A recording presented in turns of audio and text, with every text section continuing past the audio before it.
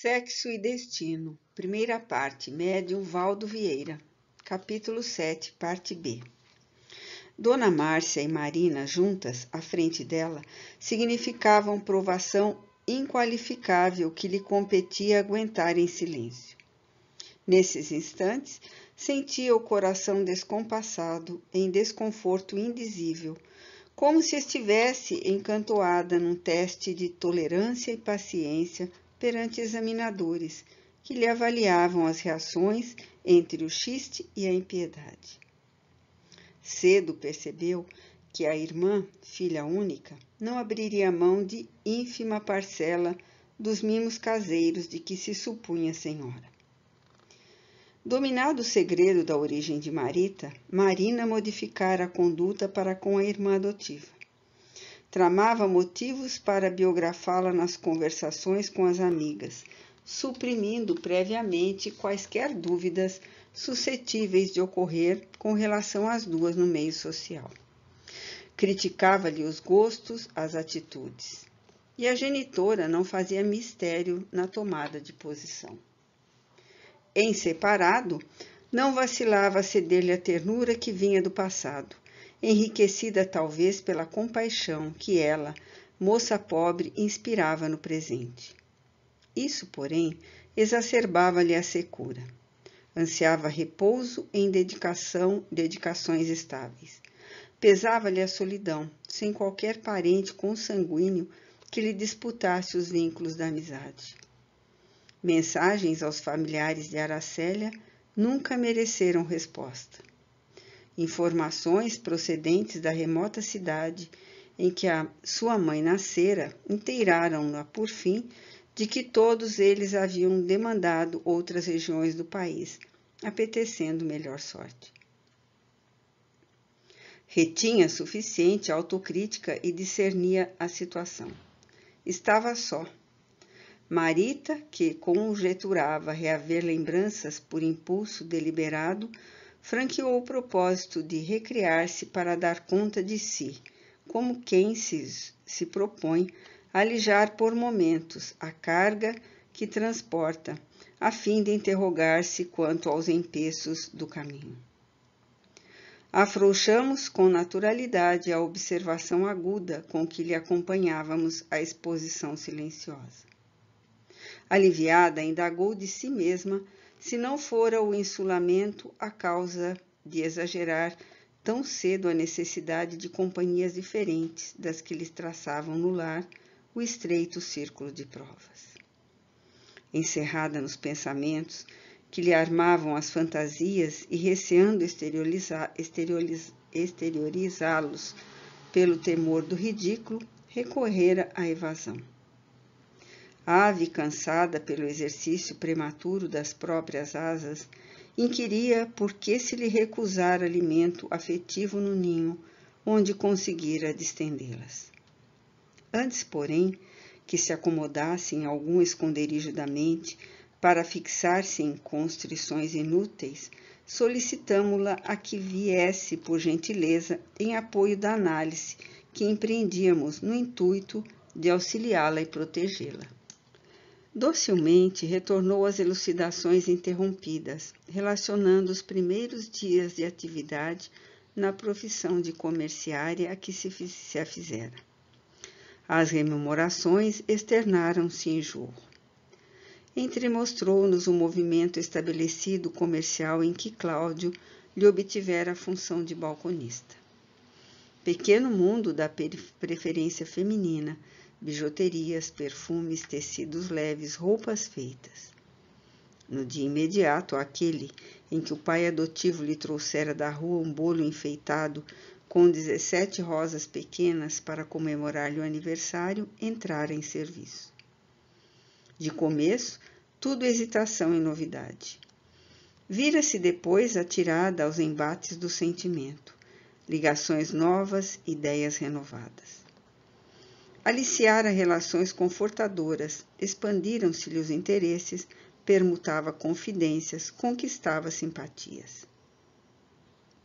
A imaginação agora se lhe excitava em descontrole, sugerindo-lhe adornar-se com esmero, de modo a se destacar diante do herói que lhe viria, de certo, governar o império emotivo, oferecendo-lhe um lar, pedaço de paraíso em que pudesse anestesiar o coração, desoprimir-se e achar a felicidade.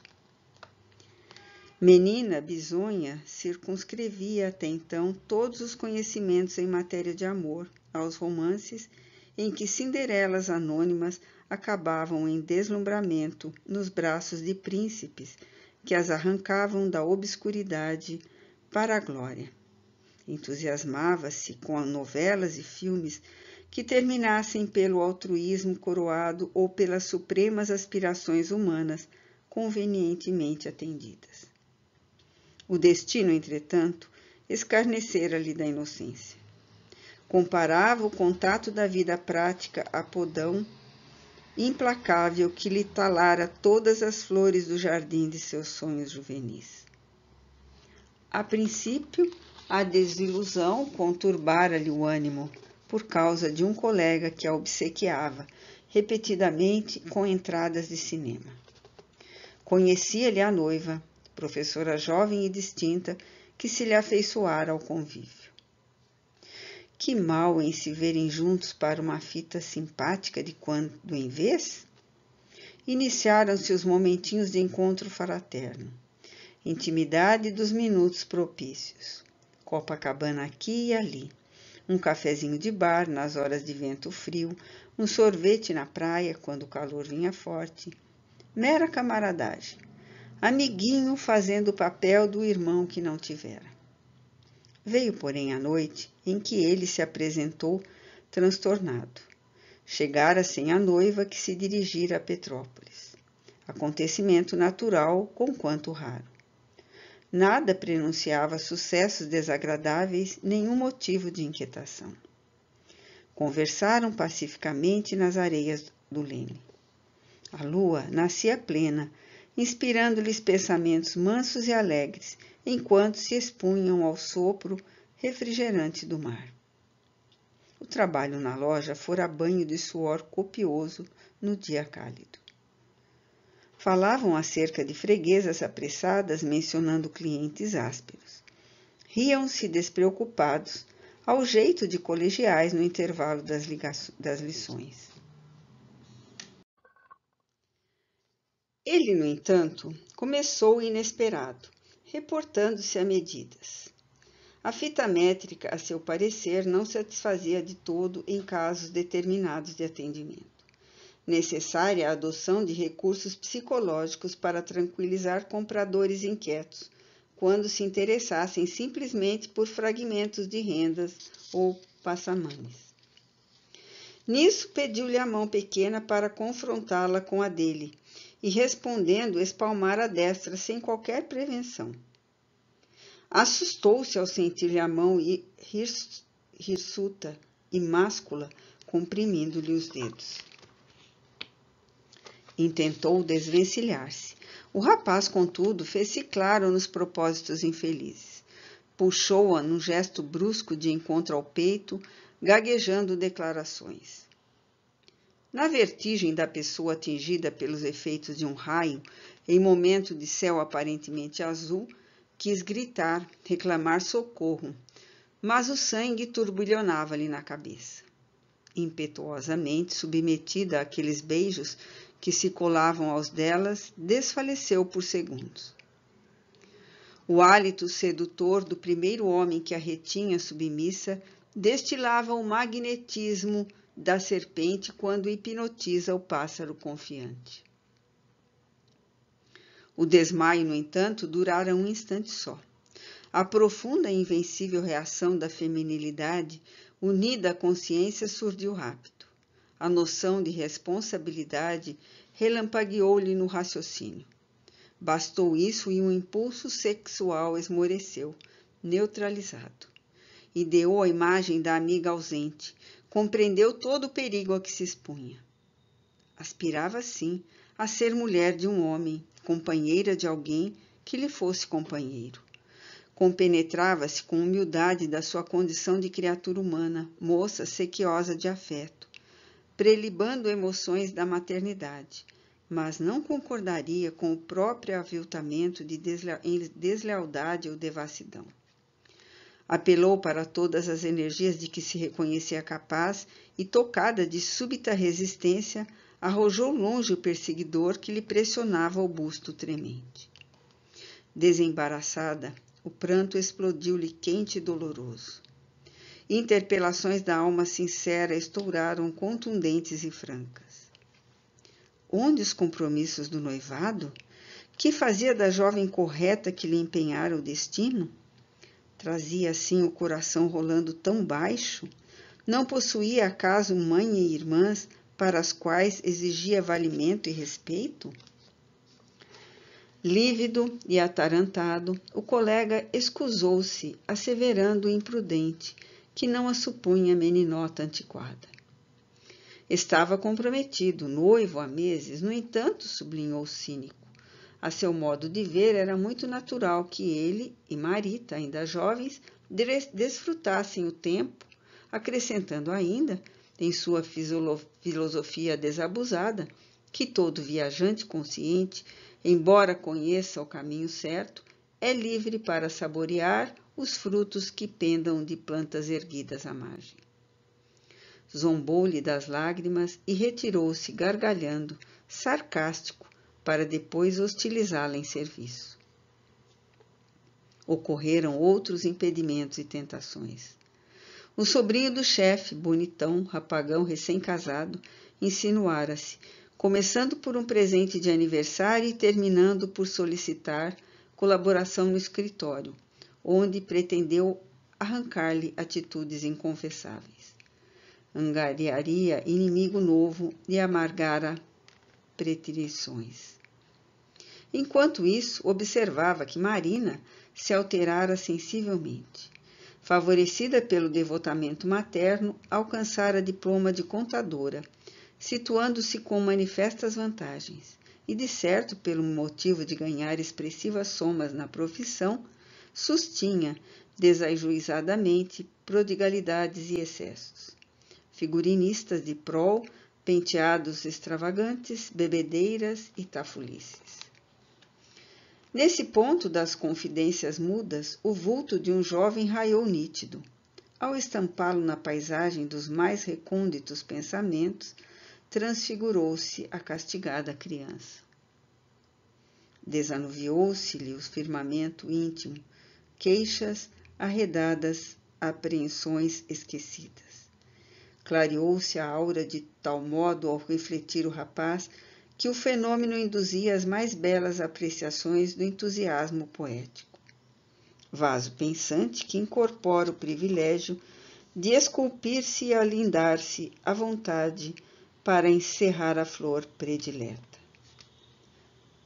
Lago consciente, mantendo a faculdade de esconder, de inopino, todos os detritos de suas águas, metamorfoseando-se em espelho suave e cristalino para retratar uma estrela. Marita amava o escolhido, com a firmeza da árvore que se levanta sobre a raiz principal de apoio, com a abnegação das mães que preferem morrer, felizes no sacrifício extremo, se for essa a condição para que os filhos queridos logrem viver.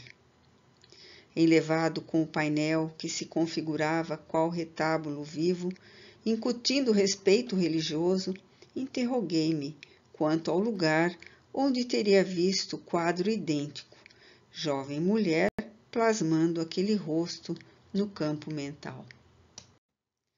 Vasculhei a memória e identifiquei-o. Era o adolescente cujo semblante repontava dos pensamentos de Marina, senhoreando-lhe o coração, de parceria com Nemésio. Ambas as meninas jaziam espiritualmente emanadas a ele por laços idênticos. Cruzavam-se-lhe as preferências, sócias de análogo destino. Relanceei o olhar sobre Neves, que me espreitava atento, exercitando-se em exercício de análise psíquica, percebendo-lhe a face transida de mágoa. Bastou recolher-me o sinal e aproximou-se impulsivo, segredando-me transtornado. ainda não nos entendemos devidamente. Sabe você quem é este? É meu neto, Gilberto, filho de Beatriz. Articulei breve aceno, rogando-lhe aguardar ensejo que fosse vantajoso à conversação, e graduei dentro de mim os efeitos do impacto emocional. Eu que me abeirara daquela atormentada criança, imaginando-me na posição de um pai socorrendo uma filha, sopitei a custo o espanto que me assaltava, para não tresmalhar-me na inconveniência da compaixão destrutiva. Não sabia de que modo o pesar me doía mais, se ao refletir em Marina a dividir-se entre pai e filho, ou se ao concentrar atenção naquela moça triste e profundamente lesada nos tesouros do sentimento. Estanquei no íntimo as impressões que me sensibilizavam e prossegui pesquisa adiante. A muda confissão da jovem avançou em reminiscências vivas e francas. Conhecera Gilberto precisamente há 6 meses no gabinete do chefe. Ela prestava informações de serviço, ele representava os interesses do próprio pai em negócios alusivos à venda de imóveis. Com que deslumbramento lhe recebera os primeiros olhares afetuosos e indagadores.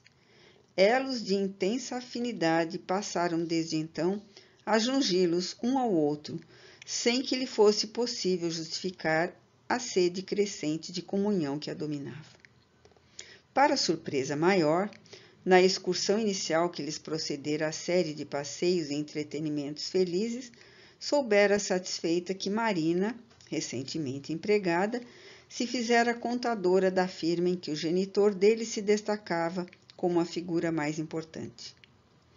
Riram-se da coincidência com a ingenuidade de 2 crianças. Marita confiara-se a ele integralmente. Amava-o, sentia-se amada. Desde que se lhe apoiara ao braço, pronto a enlaçá-la e protegê-la, mais vastos horizontes lhe descerraram a alma. Tolerava as alfinetadas do cotidiano, transformando-as em notas de perdão e alegria. A natureza desvendava-lhe encantos novos. Admitia que outra luz se lhe acendera nos olhos, permitindo-lhe descobrir a beleza do mar. Detinha, sem explicá-la, certa música nos ouvidos para assinalar contente e embevecida as ternas arengas das crianças e as vozes dos passarinhos. Desligara-se do calvário doméstico. O tempo voava, doce ao coração. O amor correspondido anestesiara-lhe a sensibilidade. Nenhum peso a carregar, nenhuma noção de sacrifício. Dera-se a Gilberto, copiando a passividade da planta que se rende ao cultivador, da fonte que se entrega ao sedento. O filho de Nemésio Torres prometera-lhe casamento. Falava do futuro risonho, suscitava-lhe sonhos de maternidade e ventura. Para fazê-la integralmente feliz, apenas aguardava a melhoria econômica que adivinhava perto. Apesar de tudo, tinha agora o coração farpeado, abatido. Convencia-se de que Gilberto se enfastiara, que ambos, precipitados à fome de prazer, haviam colhido antes do tempo a flor da felicidade, que parecia frustrada. Marina adiantara-se, sempre Marina. Na véspera, surpreendera a irmã e Gilberto num colóquio que não deixava dúvidas. Ouvira-lhes a conversação impregnada de ternura ardente, sem ser pressentida. Nesse ponto das lembranças amargas, ao modo de ave repentinamente ferida, estirou o corpo desgovernado, abandonando-se a lágrimas convulsas.